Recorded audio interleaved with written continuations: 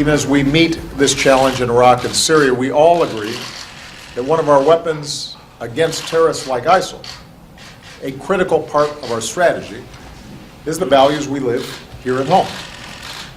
One of the best antidotes to the hateful ideologies that try to recruit and radicalize people to violent extremism is our own example as diverse and tolerant societies that welcome the contributions of all people, including people of all faiths. All right, ladies and gentlemen, Barack Obama making his case yesterday that he is making before Congress as well, seeking authorization to extend the fight against ISIS for 3 years, but with great limitations on his own ability as commander-in-chief. And a lot of criticisms on the left, a lot of criticisms on the right. And here we welcome in the man. He is wearing the famed hat, the Gizzi hat, the one and only Newsmax White House correspondent, John Gizzi. Hello, John.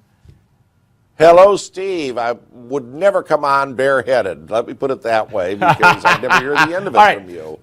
That's true. That's true. All right, let's talk about it. Does this bill in its current form, or this resolution, this request for authorization, have a chance of passing as is? It'll probably be beefed up a little bit. Look, I spent yesterday afternoon on Capitol Hill and talked to members of the House Foreign Affairs Committee. Republicans don't think it goes far enough, and they also increasingly believe tougher U.S. action to wipe out ISIL as soon as possible is the answer. That after the whole flap involving the Jordanian and the response of the Jordanian people, the answer has to be an all-out strike and very possibly boots on the ground. Now, the president made it clear he's not going in that direction. I'm saying on Capitol Hill that attitude is mushrooming awfully fast because they want ISIS finished. Right. Well, there's a report out of Reuters today that the Islamic State insurgents or terrorists took control of al-Baghdadi, and that's not very far from where U.S. Marines are training Iraqi troops. No, it's not. And remember something. Right now, looking at the areas that have given governance over to the ISIL terrorists, as well as the smaller oil fields that are in the southern part of what was Iraq and Syria, that you do have a terrorist petrostate that exists already. The answer is very, very clear that they are moving slowly toward their goal with everything but diplomatic recognition from around the world, and that this is why there's the increased call for action on Capitol Hill, and action more than the president called for in his remarks. All right, what about Ukraine? Now we have the announcement of a ceasefire that's going to take effect in a few days. But to arm the Ukrainians, to not arm the Ukrainians. If this ceasefire takes hold, is this a victory for diplomacy and no arms coming the way of the Ukrainians?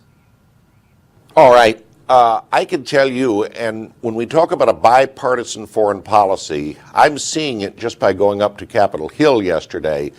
There is broad agreement on Capitol Hill that Putin cannot be trusted, and that the Ukrainians have to be armed to stop him now and deter him from further adventurism, say, in Moldova, or an increased effort in Georgia, finishing the job he started in 2008. Eliot Engel, ranking Democrat on the House Foreign Affairs Committee, certainly believes that, and more Republicans, almost to a person, take that position. I'd say at this point, all but 10 of the Republicans in the House want to arm Ukraine.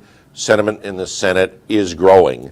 The agreement that was signed today, as one member of the House told me a little while ago, it changes nothing from what they said yesterday, which is the Ukrainians have to be given arms, and Mr. Poroshenko has to be trusted as an ally who is seeking our help. I might add that yesterday in the village of Kramatorsk, there was a bombing that took place, and President Poroshenko is absolutely convinced this was done with Russian equipment. Wow. All right, John, always great to talk to you, sir, and we look forward to next time. Thank you very much. Thank you for having me, Steve. I'll be here, My hat pleasure. on head, not in hand. All right. The one and only John Gizzi, ladies and gentlemen. By the way, coming up a little later at 4:30 p.m. Eastern Time today, which is about 13 minutes away, we're going to open up the phone lines if you want to weigh in on President Obama's treatment of Israel, whether you also think that dropping murder rates across the country coincide with the increase of concealed carry permits, as one study suggests. So weigh in. Here's the number to call. It is 844-741-3100. It's a different number, 844-741-3100.